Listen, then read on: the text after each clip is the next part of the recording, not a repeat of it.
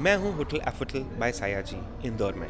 यहाँ हम आए थे FCBM कॉन्फ्रेंस और FCBM की गोल्डन जुबली एग्जीबिशन के संबंध में। आज सवेरे मेरे पास एक फ़ोन आया कि संगीत भाई, हमारे सुपुत्र ऑस्ट्रेलिया से मेरे को 25 लाख रुपए ट्रांसफ़र कर रहे हैं। ओके, थैंक यू सर, अच्छी बात है। बेटा ये गिफ्ट है। ओके, अच्छी बात है। तो इस पैसे क्या करेंगे आप? कि मैं एक प्रॉपर्टी ख़रीद रहा हूँ, उसमें लगाऊंगा। चलो, ये भी और अच्छी बात है, बधाई हो। तो अब संगीत भाई, डॉक्यूमेंट क्या करना है इसमें? मुझे डॉक्यूमेंटेशन क्या करनी है? Very good question. That is the important question जो हर एंटरप्रेन्योर को, हर असेसी को ध्यान रखना चाहिए। Because there is always a possibility, जल्दीबाजी के अंदर आपने ट्रांजैक्शन तो कर ली, पैसे आ गए, आपने लगा दिए, इन्वेस्ट कर दिए। बट अगर मान लीजिए कभी किसी वजह से आपको गवर्नमेंट ऑफ इंडिया पूछती है कि भाई ये पैसे कहाँ से आए थे, तो आपके कहने से काम नहीं होएगा। आपके पास एप्रोप्रिएट एविडेंस होना चाहिए ये प्रूफ करने के लिए कि जो आप कह रहे हैं वो सच है। बात तो सारी देखिए कागज़ों में ही होती है। तो कागज़ पूरे क्या हों, कैसे कागज़ पूरे किए जाएं, कौन से कागज़ हैं जो चाहिए, कौन से कागज़ हैं जो आने के बाद आपको कोई रोक नहीं सकता, आपको कोई मना नहीं कर सकता, इस वीडियो में हम ये डिस्कस करते हैं। पॉइंट नंबर 1, हमें सामने वाले के पासपोर्ट की कॉपी चाहिए। ये आपका बेटा है, बट पासपोर्ट की कॉपी जिसमें आपका ही नाम आ रहा होगा, बेटे का नाम आ रहा होगा, उसका एड्रेस आ रहा होगा, वो चाहे इंडियन सिटीज़न है, चाहे ऑस्ट्रेलियन सिटीज़न है, जिस भी कंट्री का सिटीज़न है, उसकी डिटेल्स आ रही होंगी, उसका एड्रेस आ रहा होगा। तो पासपोर्ट एक KYC का एक पक्का प्रूफ होता है, पासपोर्ट। दूसरा, person of Indian origin, optional है, हो जाए तो बहुत बढ़िया। डैट शोज वो इंडिया से बाहर था। PIO इंडिया वालों को नहीं मिलता, जो इंडिया में रह रहे होते हैं। जो इंडिया से बाहर रह रहे होते हैं वही PIO कार्ड लेते हैं। तो PIO कार्ड की कॉपी ले लीजिए, हो जाएगा। तीसरा, वो उस कंट्री में लेटर से परमानेंट रेजिडेंट है, ग्रीन कार्ड होल्डर है। डिफरेंट कंट्रीज़ में कोई PR बोलता है, कोई ग्रीन कार्ड बोलता है। उसकी कॉपी, जिससे अगेन हाँ जी वो लॉन्ग टर्म से वहाँ था, लॉन्ग टर्म था, डेट मीन्स उसके वहाँ पे सोर्सेज ऑफ इनकम होंगे। हमको इस मदद से कोशिश करनी है प्रूव कर सकें KYC एंड एबिलिटी टू पे। तो हमने उसको ये बताया कि भाई हमने आपके ये जो प्रूफ्स हैं। नेक्स्ट आता है मनी, कि आपके पास मनी कैसे आई। तो उस बच्चे के पास जो इनकम है, अगर वो कहीं एम्प्लॉई है तो एम्प्लॉयमेंट का कोई इनकम टैक्स रिटर्न, कोई salary certificate, anything which proves that he, अगर वो 25 लाख आपको गिफ्ट कर रहा है तो भाई वो 50 लाख कमाता भी होगा। जब वो 50 लाख कमाता है तो वो आराम से 50 लाख दे भी सकता है। तो 50 लाख, 1 करोड़, 2 करोड़, जो भी कमाता है, उस कंट्री के करेंसी के अंदर उसने जो वहाँ पे इनकम करी, वो इनकम का कोई ना कोई डॉक्यूमेंट, क्योंकि 4 साल बाद, 6 साल बाद आप वो डॉक्यूमेंट कहाँ से लेके आओगे? उस टाइम आपको तकलीफ होगी। तो आपके लिए ज़रूरी है कि आप वो डॉक्यूमेंट्स आज अरेंज करें। अगर वो वहाँ की बैंक अकाउंट से पैसे दे रही है, ऑब्वियसली वो जो आपका पर्सन है वो बैंक अकाउंट से पैसे दे रहा है, तो उस बैंक अकाउंट की कॉपी, क्योंकि वो उसके बैंक अकाउंट से पैसे निकलने चाहिए और आपके बैंक अकाउंट में पैसे आने चाहिए। फ्रेंड्स, ये अगला पॉइंट हुआ कि इफ़ पॉसिबल, हो सकता है बच्चा कहे मैं बैंक अकाउंट की कॉपी नहीं दूंगा, बट इनकम टैक्स डिपार्टमेंट चाहेगा, इनकम टैक्स डिपार्टमेंट ज़रूर चाहेगा कि भाई अगर आप कह रहे हो कि बेटे ने पैसे दिए तो बेटे के बैंक अकाउंट से कहाँ निकले।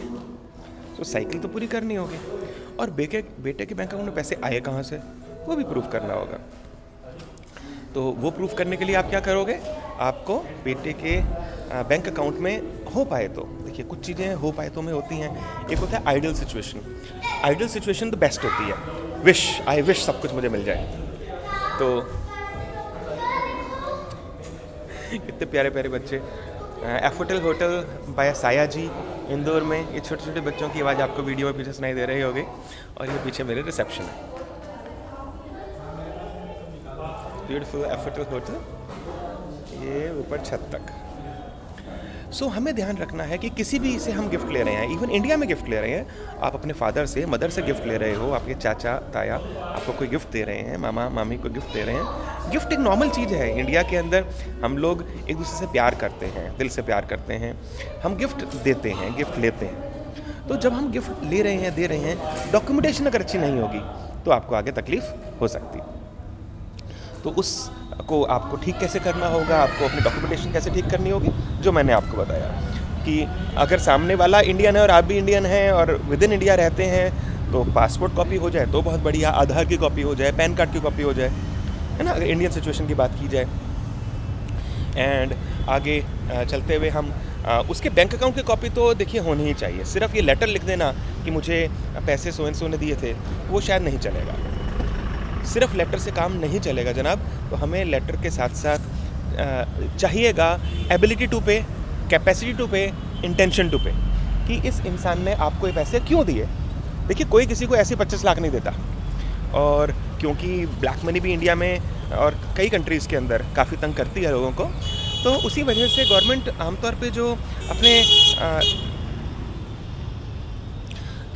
रूल्स बनाती है वो इसलिए बनाती है कि हम लोग ध्यान रख सकें जो एक नॉर्मल अच्छा टैक्स पेयर है उसके साथ गलत ना हो, और जो एक रॉन्ग है एंटिटी, वो रॉन्ग को और राइट को हम अलग कर सकें। ये हमारा मेजर रीज़न होता है इन लॉज को बनाने का या इन डॉक्यूमेंट्स को रिक्वेस्ट करने का। तो कोशिश करनी होगी कि आप अपने एसएससी से कहें, आप खुद अपने लिए अगर बात कर रहे हैं तो आप इन कागज़ों को रेडी रखें, यानी कि आपके गिफ्ट देने वाले का केवाईसी, और जो गिफ्ट देने वाला है उसे लेने वाले का भी केवाईसी रखना चाहिए। अपने रिलेटिव से जब ये पैसे ले रहे हैं, आपको याद रखना है कि आपने उसका केवाईसी, नो योर कस्टमर जैसे होता है ना, कि उसके आधार की कॉपी, पासपोर्ट की कॉपी, पैन कार्ड की कॉपी हो, उसके बैंक अकाउंट की कॉपी हो, अगर वो दे सकता हो तो एटलीस्ट वो ट्रांजैक्शन तो हो। फिर बैंक से बाहर से पैसे आए तो FIRC, foreign inward remittance certificate, जिसमें वो कहेगा कि हाँ जी आपको ये पैसे मिले और ये पैसे x bank account x country से आए हैं और वाई कंट्री में आपको ये पैसे ट्रांसफ़र किए गए हैं, इतने डॉलर इतने रेट के हिसाब से ट्रांसफ़र हुए। तो ये एक इंपॉर्टेंट चीज़ है जो आपने ध्यान रखनी चाहिए। ये ध्यान रखेंगे तो आपको आगे तकलीफ नहीं होगी। और last but not the least, ये होता है एफिडेविट, सामने वाले की कंफर्मेशन, जिसमें वो कहे कि हाँ जी ये पैसा मैंने लोन नहीं दिया है। कागज़ भी तो चाहिए, ये लोन नहीं है, ये परमानेंट गिफ्ट है, और परमानेंट गिफ्ट के लिए एक एफिडेविट चाहिए। जिस एफिडेविट के अंदर हम ये कहेंगे एफिडेविट, लास्ट में जो एफिडेविट आया, एफिडेविट का फॉर्मेट हमसे भी नीचे चैट बॉक्स में मांग सकते हैं, हम आपको 1 to 1 भेज देंगे। तो एफिडेविट एक सिंपल फॉर्मेट होता है जिसमें यह कहा जाता है कि देने वाला कौन है, लेने वाला कौन है, क्या रिलेशन है, कहाँ से इनकम आई, क्यों दिया, परमानेंटली दिया या रिटर्नेबल है। रिटर्नेबल है तो ब्याज कितना है, ब्याज का रेट क्या होगा, किस बैंक से पैसे दिए, क्यों दिए। तो ये चीज़ें एफिडेविट में होती हैं। ये एक नॉर्मल प्रक्रिया है, कोई डर की बात नहीं है, फॉर्मेलिटी है। आप खुद भी बना सकते हैं, जो हम फॉर्मेट देंगे आप उससे खुद भी बना सकते हैं। ऑनलाइन स्टैम्प पेपर खरीद सकते हैं, ऑनलाइन इसको एडिट किया, प्रिंट किया, साइन किया, दोनों पार्टी ने साइन कर लिया, नोटराइज करा लिया। अगर आप अपनी उस कंट्री में, जिस कंट्री से पैसे आए हैं, वहाँ से अपोस्टल करवा सकते हैं, वहाँ के नोटरी से, by what ever name called, apostle कहते हैं, नोटरी कहते हैं, या वहाँ पे इंडियन एम्बेसी से करवा सकते हैं, तो ये और सिक्योर हो गया। हाँ जी देखो उस साल में ये हुआ था और मैंने इंडियन एम्बेसी में कागज़ की कॉपी जमा कराई थी, परफेक्ट। इतने सारे स्टेप्स मैंने बोले हैं, जितने ज़्यादा हो जाएं उतना फुल मार्क्स, जितने कम होंगे उतने वीक मार्क्स। तो friends, this is my idea, this my submission from hotel Effotel by Sayaji, Indore, and nice to be here and nice to share my thoughts with you. God bless you. Bye-bye.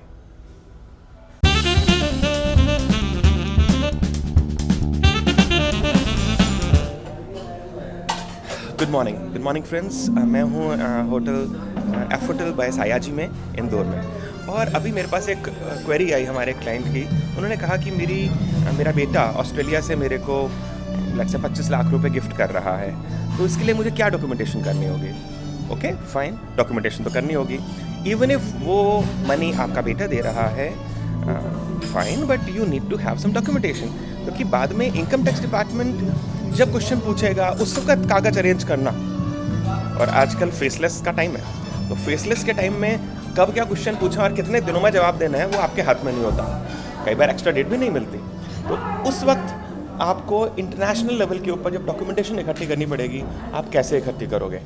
तो उसके लिए बहुत ज़रूरी है documentation को पहले से रेडी कर लेना, राइट। तो अब हम आपसे डिस्कस करते हैं कि इस पर्टिकुलर सिचुएशन के अंदर हमें कौन से कागज़ अरेंज करने चाहिए, ताकि हमको कोई दिक्कत ही ना हो जब हम लोग बाद में कभी इनकम टैक्स प्रोसीडिंग्स को रिव्यू कर रहे हैं।